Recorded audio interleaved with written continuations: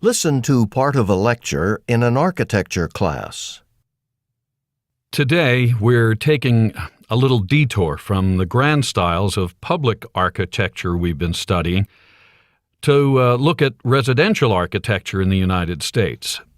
Since this is something we can all identify with, I think it'll help us see the relationship between the function of a structure and its style or form. This has been an ongoing theme in our discussions, and we'll be getting back to it in just a moment. But before we get started, I want you to take a moment to think. Does anyone know what the single most popular style for a house in the United States is today? Bob? I bet it's the ranch-style house. Well, in this area, probably. But are we typical? Yeah, Sue. How about the kind of house my grandparents live in? They call it a Cape Cod. That's the one. Here's a drawing of what we consider of a classic Cape Cod house.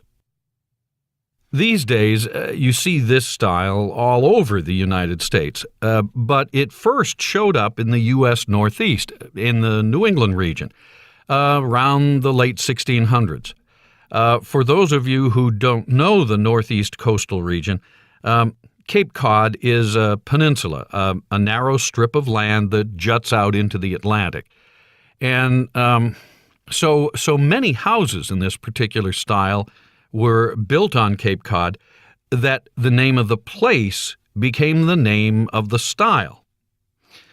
Now, why did the Cape Cod style house become so popular in the Northeast? Well, one reason is that it's a great example of form following function. We've talked about this design principle a lot, about form following function. And what did we say it meant? Someone give me an application of this principle. What does this concept that form should follow function, how would it be applied to housing design? Well, if it means that the design of a building should be based on the needs of the people who use it, then, well, the architect has to be very practical to think about the people who will actually be living in the house or working in the office building, whatever. So for the architect, it's all about the users, not about showing off how creative you can be. Good. Of course, for a Cape Cod house, it might be even more accurate to say that form also follows climate. Who knows what the climate's like on Cape Cod? Cold in the winter. And whenever I visit my grandparents, it's really wet. It's usually either raining or snowing or foggy, and windy too. I guess because it's so exposed to the ocean? That's right.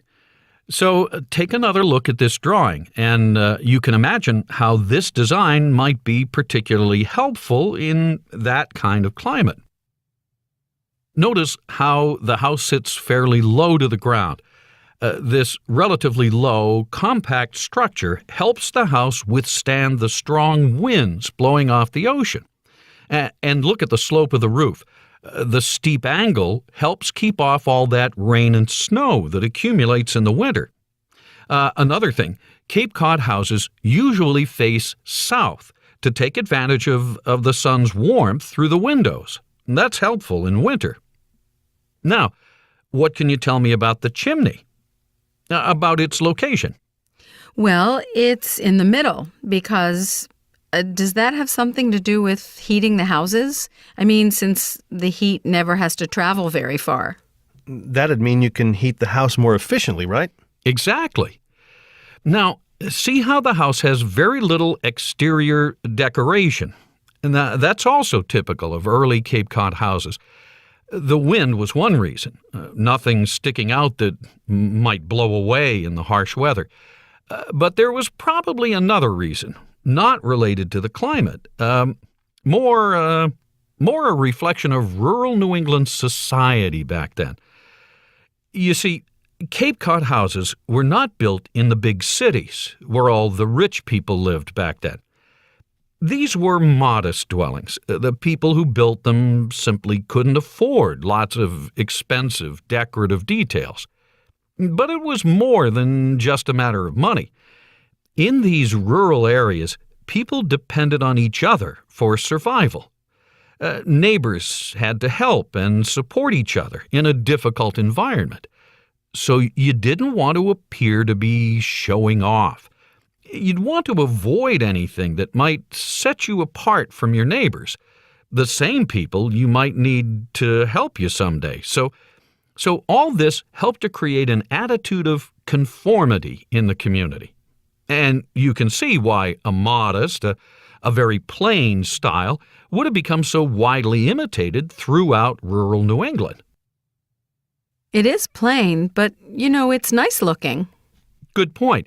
And in fact, it's precisely that aesthetic appeal, the purity, the nearly perfect proportions of the house, that's another reason for the Cape Cod's enduring popularity, even in places where the climate's so mild that its functional design doesn't matter.